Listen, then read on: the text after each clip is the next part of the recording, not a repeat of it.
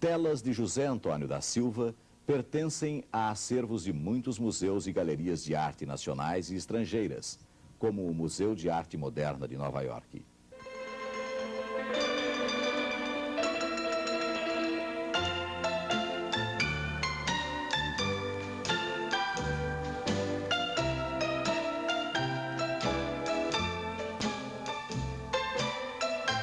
José Antônio da Silva tem bastante importância, tanto que ele é um autor reconhecido nacional e internacionalmente. Ele já participou de inúmeras exposições no Brasil, em toda a América Latina, em países da Europa, nos Estados Unidos. O Silva é citado em várias enciclopédias com verbetes, como a Delta Larousse, por exemplo, a Enciclopédia Abril, a coleção Arte dos Séculos. É citado também em livros especializados em artes plásticas, não só no Brasil, mas em outros livros internacionais, cartão da Unicef. Se não me engano, é um dos poucos artistas, talvez o único artista brasileiro esse ano escolhido pela Unicef. Vários escritores, inclusive, já escreveram sobre o Silva. Há trabalhos, há teses acadêmicas defendidas sobre a obra de José Antônio da Silva, e inclusive livros de ficção, como, por exemplo, Rubem Braga, que tem um livro chamado Três Artistas Primitivos. Um deles é o José Antônio da Silva.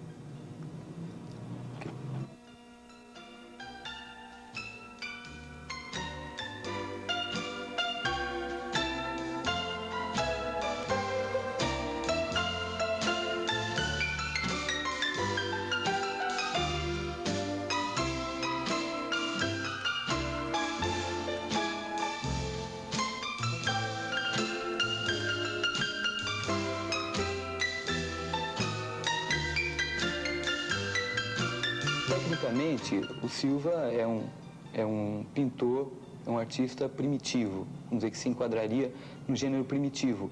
Agora, a gente consegue detectar na obra dele várias influências, por exemplo, influências impressionistas, principalmente Van Gogh, influências de temática surrealista e até estilo cubista, por exemplo.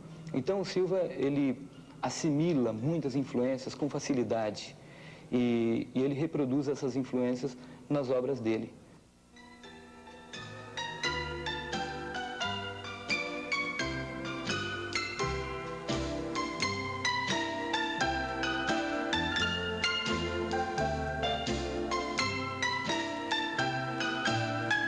Eu, antes de ser pintor, eu trabalhava na lavoura. Eu nasci e me criei nas fazendas. E, por ser criado nas fazendas, é que eu tenho essa grande quantidade de motivos para pintar a vida rural. Eu nasci em Sales Oliveira. Nasci num sítio com o nome Monte Alegre. Em Sales Oliveira tinha uma igreja muito bonita, essa igreja. E lá eu estava com 7 anos, mais ou menos, de idade, e eu vi um pintor pintando a igreja. E eu me encantei com aquela pintura. E depois, então, eu comecei a desenhar no chão, na areia, na folha de café e nas paredes da colônia das fazendas. Os patrões implicavam com aquilo, claro, porque eu sujava aquilo e mandava meu pai embora. Eu sofri muito para chegar nisso que estou hoje, mas sofri mesmo.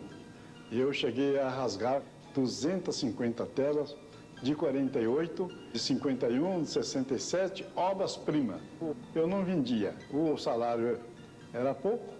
Aliás, esse tempo eu nem estava empregado, porque quando eu fui descoberto, que expus a primeira vez em São Paulo, eu fui despedido do hotel. Eu fiquei 2 anos sem emprego. Eu era guarda noturno, trabalhava à noite. A família desesperada por cima de mim, eu fiquei desesperado e comecei a rasgar as telas, entendeu? Depois, então, é que o saudoso doutor Ademar de Barros me arrumou um emprego na Biblioteca Pública de São José do Rio Preto. Aí, então, a coisa melhorou. É que eu pude ir pintando e vivendo.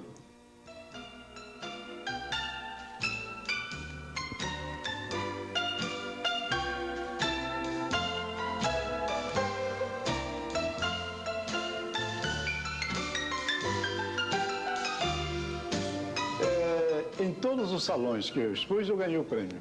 sempre premiado. Não teve um salão que nós pusesse que não fosse premiado.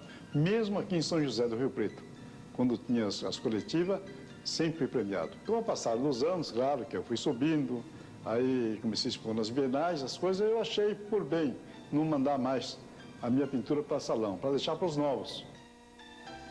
Não tem um país que minhas obras não foram expostas. Não tem um país do mundo, até na África, no Japão, em todos os países. Aliás, eu em pessoa não fui. Foi toda patrocinada pelo Itamaraty. E isso foi muito bom porque em Havana, capital de Cuba, onde eu tive a felicidade de levantar o grande prêmio, também em Milão, também ganhei uma sala especial na Bienal de Veneza. Isso foi muito importante na minha carreira artística. O artista, para ser artista de qualquer categoria, ele tem que sofrer, ele tem que saber aceitar, tem que saber pôr cada coisa em seu lugar para poder vencer, porque de outra maneira ele não vence. Eu vou contar o que eu sofri na minha vida. Eu estive 3 vezes na minha vida com a lata de furnicida na mão para tomar o veneno, para morrer, porque não aguentava mais. Porque eu não vendia, não era aceito. Era chamado de arte de criança, arte de louco. Era o homem louco, o homem que ajuntava tudo. Era o Zé Ninguém, porque eu saí da lavoura, saí do sertão. Então não era aceito, entendeu? E o primitivismo, nessa ocasião, não era aceito. Era aceito só a arte, o acadêmico, a arte clássica. Quando eu expus a primeira individual, em 1948, na Galeria Domus, Rua Vieira de Carvalho, 11, entendeu? Meus quadros, numa hora, em 60 minutos, foram todos vendidos, todos adquiridos. O professor Bardi comprou 12, o Titio comprou os 12, e o Spanucci não comprou mais. O professor Spanucci, que é o crítico, porque não tinha dinheiro, entendeu? Foi um espanto, foi um assombro. O Bardi, então, é que pôs esses quadros no Museu de Arte, você entendeu? Já entrou o primitivismo.